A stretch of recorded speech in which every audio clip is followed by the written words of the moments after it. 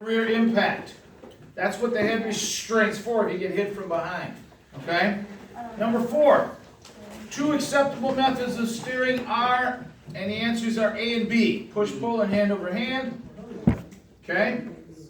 Number 5. What is the speed limit in a parking lot if it's not posted? B. Actually, it's A, 10 miles per hour. Yep. Wait, number 5? Wait, what? Okay? And you do have to know that, so make sure you write that down so that you have it, okay? Wait, what was the answer? Speed limit in a parking lot, if not posted, is 10 miles per hour. Number 6, the speed limit in a residential area or a business area is A, 25 miles per hour, okay? Now, in fact, for your state final exam, you're going to have to know a few speed limits. You're going to have to memorize them, you have to know them. And what we're talking about are speed limits if not posted. Now what that means is, if you're on a street and you're like, where the hell's the speed limit sign? Because they don't always have it, okay, on some streets, then you have to know what the speed limit would be on that street, on that type of street, okay? Now if it's a residential street and it's not posted, you know, a side street where there's houses, then it's 25.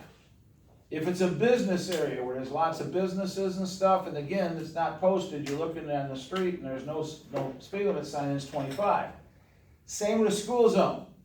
If you come into a school zone and they don't have a posted speed limit, now sometimes they do, or they'll say school speed limit 35 or something like that, but if they don't have it posted and it says school zone, then it's 25. And again, if you get stopped by a cop, you can't use the excuse, well, I don't know, it wasn't posted, okay? You're in a school zone, it's 25, okay? So you have to memorize that, you have to know that. Residential, business, school zone, 25. Parking lot, if you go into a parking lot like at the mall or something like that, and again, you're like, there's no speed limit signs, how fast can I go in this parking lot? If it's not posted, it's 10 miles per hour in the parking lot, okay? Unless they have it posted lower or higher or whatever. Trailer park or mobile home park, okay, 15, unless posted. Unless posted. Now you're right, a lot of them are posted 5. But if there's no posting, it's 15, okay? Highway. So if you're on a highway and there's no speed limit sign posted, and there are stretches of the highway where there isn't one, 70, okay? Construction zone. If you're in a construction zone or you're entering a construction zone, usually they'll have a speed limit sign there, but if they don't, and you're on the highway and you hit construction, it's 45. 45. So those are the ones you gotta know, guys, because they're all gonna be on the test. All right, well, they'll have a question like, what is the speed limit on the highway if not posted? And they'll give you 3 choices or 4 choices. And then you'll have to, 70, okay? Residential, 25. Parking lot, 10. Okay, so you have to know those. All right? Any questions on those? Okay. Number 7. You must be able to recognize signs by their what? C. Very good. Yep, color and shape. Number 8. What traffic violation is worth 3 points? This is a tough one, I know. But remember, it's a pre-test. What traffic violation is worth 3 points? The answer is B. Yes. Number 9. When you're approaching a flashing red light, what do you have to do? C. C. Yes. You have to know this. Flashing red light is equal to a stop sign. Flashing yellow light is equal to a yield sign. Okay? And a stop sign, remember, you have to stop, and then if it's clear, you can go. With a yield sign, remember, you slow down. If nobody's coming from the other direction, you can go. So that's the same with flashing red and flashing yellow. Flashing red equals a stop sign. Flashing yellow is the same as a yield sign. Okay, so you have to know that, because we're going to run into those out there. You're going to run into them a lot. You know, where you're driving along and all of a sudden you see a flashing yellow arrow, or you see a flashing red. Okay, you have to know what to do with those.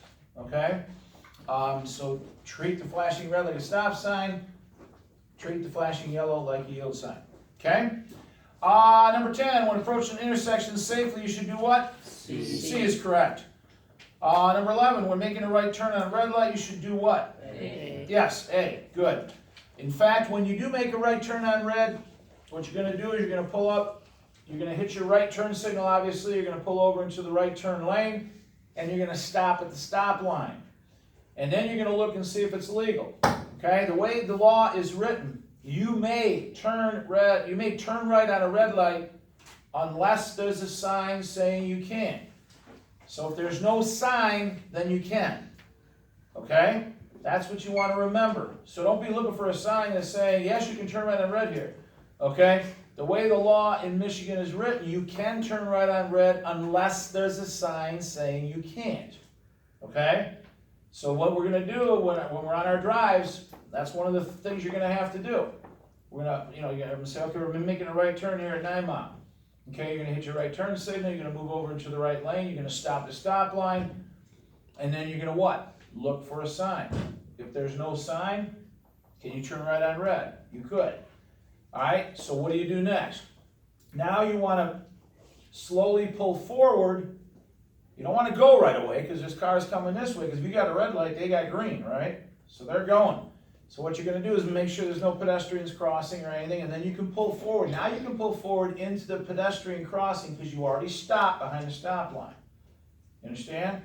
Once you made your initial stop, okay, and you know it's legal, and there's nobody crossing the street, now you can move forward into the crosswalk so you can see, because you want to be able to look down the street and see if anybody's coming. And then if nobody is coming, then you can go ahead and make your right turn on red. If somebody is coming, obviously you got to wait for them first, and then you can go. Okay? That's how you properly do and legally do a right turn on red. Okay? Any questions on that? Because we're all going to do that. All right? That's why I want to make sure you know what to do. Okay? Are we good on that? All right. Number 12. These pavement markings mean what? A. The answer is C. Yes. Okay. What you notice is car B is next to a solid line. Car A is next to a dashed line. Okay? You cannot cross a solid line at all. Okay? Anytime you have a solid line next to you, you can't cross that line. It doesn't matter if it's a double solid or a single solid.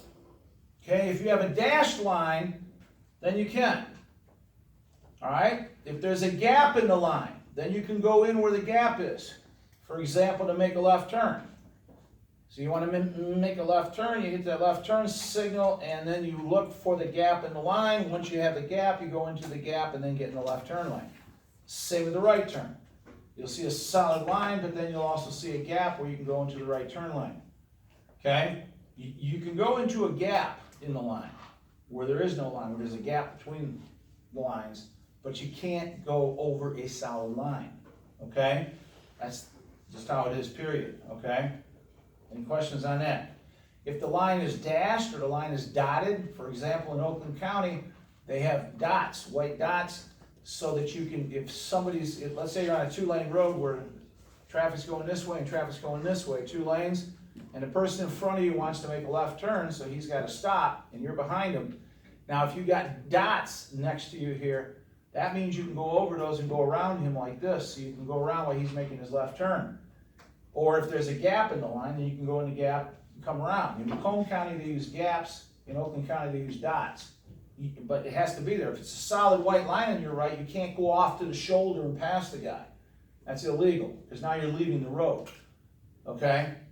Because the white line on your right will separate the road from the shoulder. You don't drive on the shoulder of the road. Okay, that's where the dirt is, or the gravel, or the grass. Okay? It's on the right part. All right? But you can, if there's dots, because that means they cemented that out, so you can do that. Okay? And some roads, they have that, because they want to keep traffic flowing if they can. If somebody's making a left turn, they want everybody backed up waiting. Okay? So that way you can go around. All right? Number 13. An uncontrolled intersection has what? B. The answer is B. No traffic sign or signal. Okay, if it's uncontrolled, that means there are no lights, there are no signs. It's just open. It's an open intersection. And it's uncontrolled because there's no controls there.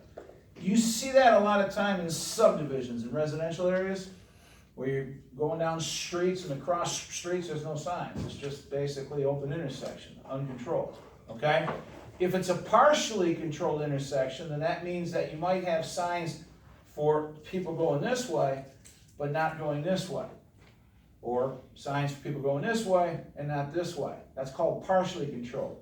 If it's a controlled intersection, then they got signs or lights at all 4 crossings. So you have controlled, partially controlled, uncontrolled. Okay? I know it's a lot, but that's why you got to know this stuff, okay? Number 14, blind spots should be checked. A, yes, before you change lanes, obviously. Remember we said for a lane change, remember it's signal, mirror, mirror, head. Head means checking the blind spot. Or if you're making a right lane change, signal, mirror, mirror, head. That's checking the blind spot to make sure there's nobody there. And then you can make your move over. All right? Errors that trigger road rage are, actually it's A and B. You know, it's kind of tricky. It's both of them, A and B. And that can cause road rage if you all of a sudden close the gap on somebody. You're not getting my lane. Or you brake hard when they're on your tail. Get off my tail. Oh, I'll show you. Okay, you're going to create road rage and possible violence. Okay, number 16. A flashing yellow arrow means C. Yes. Means you can turn left if the gap is sufficient, which means the traffic is far enough away you can safely make the left turn, or if pedestrians have cleared. Number 17. Oh, I hate this question. Roundabouts will. Actually, it's ABC. It's all 3 of them. I know, stupid. Actually, it's also bullshit. But anyway, I'm sorry, it is. The state would get mad if I told them that, but it's true. See, roundabouts. Everybody know what a roundabout is? Yeah. Okay, you've seen them going through the traffic circles. Yeah, roundabout. Well, see, roundabouts were real big in Europe. They've been in Europe for over 100 years. They've had them forever.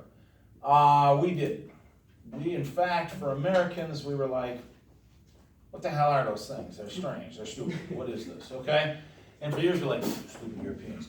Well, Europeans did all these tests and stuff and these surveys and blah, blah, blah, and they found out that, okay, you know, roundabouts reduce air pollution, they reduce fuel usage, and they reduce crashes by 37%.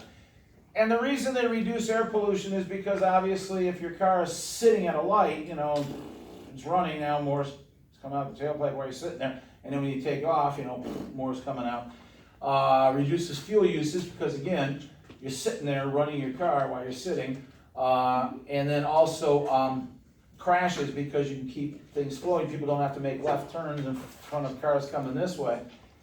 And finally, I'd say about the year 2002, 2003, Americans, we started building some roundabouts. We went, okay, I guess the statistics show, so we'll put in some roundabouts. So we started putting in these roundabouts. People are going, holy shit, what are those things? Oh my God, this is crazy. Here's what's funny. Just 2 years ago, Europeans did another study and went, these things suck. They aren't reducing air pollution, they're not reducing fuel usage, and crashes are going up. And so in Europe now, they are in the process of slowly removing the roundabouts. They're getting rid of them. They're starting to get rid of them in all the big cities in Europe. What are we doing? We're building more! Yeah! Okay, more roundabouts. Hey, make another one. I swear, Americans were always 20 years behind Europe. We are. We're always 20. So here we are building them like gangbusters, and they're tearing them down. And we're like, put new ones up. Put another roundabout in. Get another roundabout. Okay? So probably when your grandchildren are taking driver ed is when Americans will go, we got to take these things out. So they'll start taking them out then. So unfortunately, you're going to have to learn roundabouts because they're everywhere and they're getting to be more and more popular. So yes, we will be doing roundabouts. Okay? But they really don't reduce fuel usage, they really don't reduce air pollution, and they really don't reduce crashes, okay? They're not hard to do. You just have to know how to do them. And once you know how to, and that's the problem, because there's so many people out there that don't know how to do them. If everybody was trained on how to do them, see, the problem is you got a lot of people out there driving that didn't take driver ed with roundabouts. And so when they first came in, they were like, who's this? You know, and then they just kind of, okay, I guess I'm just gonna go here. And you're like, oh my God, what's this guy doing? And probably your parents are like that. Because I'm sure when your parents took driver ed, they didn't have roundabouts. And so they had to learn them themselves and learn their own way of doing them, which is usually the wrong way, okay? But we will do roundabouts and we'll talk about how to do those and everything else. They're not hard. They're just, you have to know what you're doing. It's all timing is what it is. Because what you're doing, at the entrance to a roundabout, you have a yield sign, not a stop sign. So you want to yield if possible. You only stop if you have to. And what you have to know what you want to do. I mean, if you're coming up in a roundabout, it's like, okay, am I trying to make a left, which means you're going to go all the way to the middle of the circle, around the circle and come out that way? Or are you just going straight through it, like this? Or are you making a right, where you go in and come out to the right? That's important because you got to know before you get into it. Okay, I need to make a right here. Okay, I need to go straight on this road. Okay, I need to make a left. Because then you need to start in that lane, the proper lane, for the roundabout. And then you come up on the roundabout slow. Why? Because you're timing it. See, on a roundabout, all the traffic is flowing like this. Going around a circle like this. Okay? So you want to pay attention to this side. You don't care what's going on over there. That doesn't affect you. So you put your attention here. And you're watching the circle. You're watching the cars in the circle. You're watching the cars coming to the circle. And you're coming up slow because it's the yield sign. And you're timing. Okay? Okay, car coming, okay, car coming, okay, go. See, when there's a gap, you go. And then you go to whichever lane you need. If you know you're making a left, you go all the way to the middle. See, all the way to the center by the island. And then go around. And then come out. If you're going to go straight, you can go in either lane. The left one here, this one, you can go to the center or not. Around and out. But once you're in the roundabout, you have to stay in the lane you entered in. You can't change lanes in a roundabout. That's where people get in accidents. Because over here, and all of a sudden they go, oh, I gotta go, and they hit 3 cars. Okay? Once you're in, you stay in your lane. And then you come out. That's all you do. And we're all going to do roundabouts. Okay? Number 18. PBT stands for? B. Really? Yeah, thank you, B. You're going to test the police breath? You'll be like, hey, dude, you got bad breath. I need to test that. Okay, really? Police breath test. No, it's a preliminary breath test. PBT is a preliminary breath test. Okay? What is a preliminary breath test? Anybody know?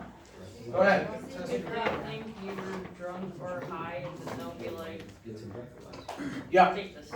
breathalyzer. You have to use the breathalyzer. Now, what you've got to understand, guys, and I need everybody to know this, all right? There is a law in Michigan called the Implied Consent Law.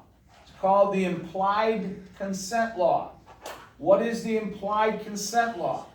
The Implied Consent Law says that if you get a driver's license, and yes, a permit is a driver's license. It's a level 1 license. It's called, most people call it a permit, but it's actually a level 1 license that you guys are